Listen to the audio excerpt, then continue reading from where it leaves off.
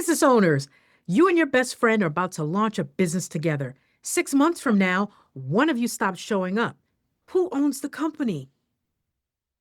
You know what time it is. It's time for the Friday Legal Fix. Here's the deal. Friendship is not a legal structure. And the biggest mistake people make when going into business with someone they trust is trusting that the trust is enough. Here's what that actually looks like. A 10-year friendship ends in a conference room. Lawyers on both sides. It didn't start that way. It never does. But when things go sideways, and I said when, not if, the law does not care that you've known each other forever. So let's talk about the 5 things you need locked down before you spend a dollar or sign anything. Number 1, a written governing agreement, an operating agreement, a partnership agreement, or shareholders agreement signed before any money changes hands. It covers ownership percentages, profit splits, who put in what, voting rights, and what happens when one person stops performing. Without it, your state writes that agreement for you, and that formula has nothing to do with your actual deal. Number 2, defined roles. Who handles finance? Who handles sales? Who can legally bind the company? Spell it out.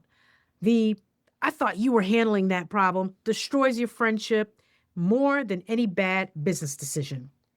Number 3, decision-making rules.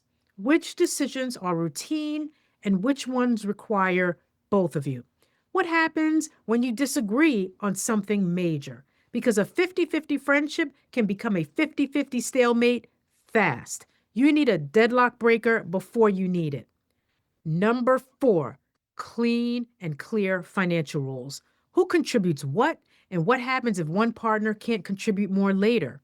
Can either of you take draws without the other's approval? Keep personal and business finances completely separate from day one. Number 5, and this is the one people skip, an exit plan. Not just for startup, for breakup. What happens if someone wants out? What's the buyout process? How do you value the company? What happens in the event of death or disability or divorce or misconduct? You write this now when you trust each other, so it works later when you might not. Here's what it actually looks like in practice, the buy-sell provision. One clause that answers the question nobody wants to ask. It tells you who buys the shares, at what price, and under what conditions. It's the difference between a clean exit and a courtroom. And the rule I give every single client is, if you would not sign the same deal with a stranger, don't sign it with a friend. Want more tips about how to keep you and your business out of legal hot water? Download the free guide at topemployermistakes.com. This is Aisha from Sedgwick Andrews, your small business legal guide. I'll see you next week.